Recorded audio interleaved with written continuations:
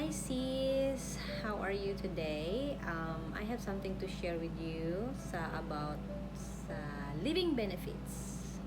Life insurance that has a living benefits. So when we say living benefits is you don't need to die to file a claim.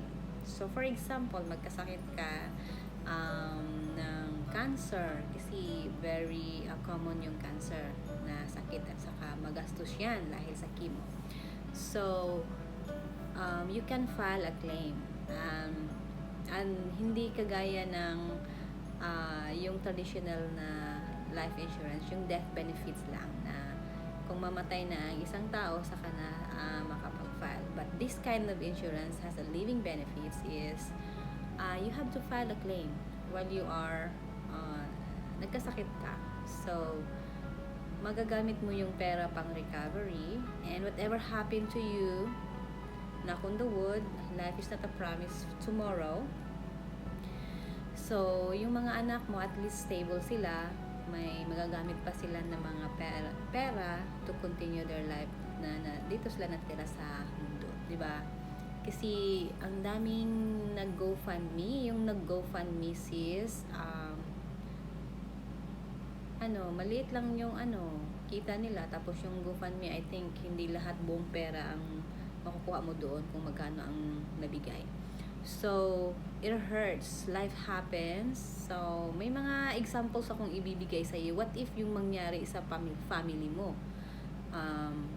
At saka mangyari sa iyo. So, for that reason, kailangan mo talagang i-secure yung financial nila. Kasi, ang hirap mawala ng family, lalo na sa breadwinner, at walang pera na maiwan sa mga bata, 'di ba? Kasi doon naman lahat naman tayo guaranteed talaga na uuwi, mawawala dito sa mundo. So at least yung mga naiwan may pangtustos sila at saka patuloy yung buhay nila, hindi sila maghirap, 'di ba?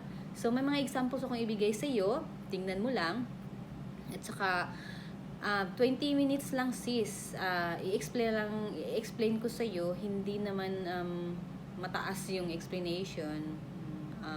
Nasa iyo na kung kukuha ka ba o hindi, kasi very very important talaga na magkaroon tayo ng life insurance with living benefits. Kasi sa yung work natin, walang living benefits yun. At saka hindi yun personal na insurance natin. We are just rented it from the company. I have my life insurance sa work ko. Different yun na klaseng insurance, very cheap. Kasi pag mawala ka sa work mo, all of those na money na binayad mo is mawawala din. So ito says iba, ito is i-explain ko sa iyo. Napakaganda talaga ang benefits ng life insurance na to. Ito sis, isa ito sa mga examples natin, no, na nakikita ko sa mga post sa Facebook na nag-GoFundMe sila kasi nagkasakit na sila. Kung itong mga taong ito na kumuha lang sila ng insurance, hindi ito sila mag-GoFundMe. So itong post na ito, I just recently saw this post na na-disgrasya, nagka-car accident ang mag-asawa. So they left behind the 6 kids. So at least whatever happened to us, mayroon tayong nakalaan na pundo para sa mga anak natin. Because we never know, life is not a promise the following day, the tomorrow. So kailangan talaga nating ihanda natin ang financial sa mga anak natin habang healthy pa tayo at saka habang healthy pa ang anak natin. Because we never know sis. Alright. At saka sis, habang bata pa tayo, habang bata ka pa, grab the opportunity na magkuha ka talaga ng insurance, kasi pag tumanda tayo, yung insurance expensive na din. At saka yung mga anak mo, let's say kukunan mo sila ngayon, very cheap pa yan kasi napakabata pa nila, and then while they are growing up, mag-accumulate na yung pera nila doon sa insurance nila, at saka secure na sila. Kasi pag let's say college na sila, after college, bago sila kukuha, mahal na ang premium. So habang bata pa sila, kailangan na grab the opportunity na kukuha ka.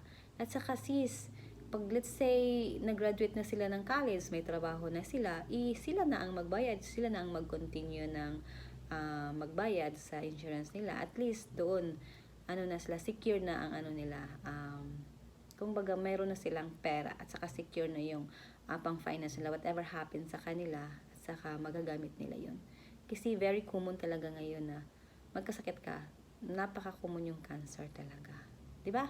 So, take the opportunity sis na bata ka pa, healthy ka pa, then mura pa ang insurance mo.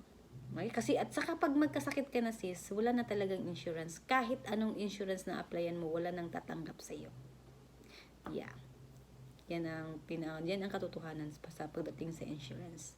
So, well, take the opportunity. Kita tayo. I-explain ko lang sa iyo.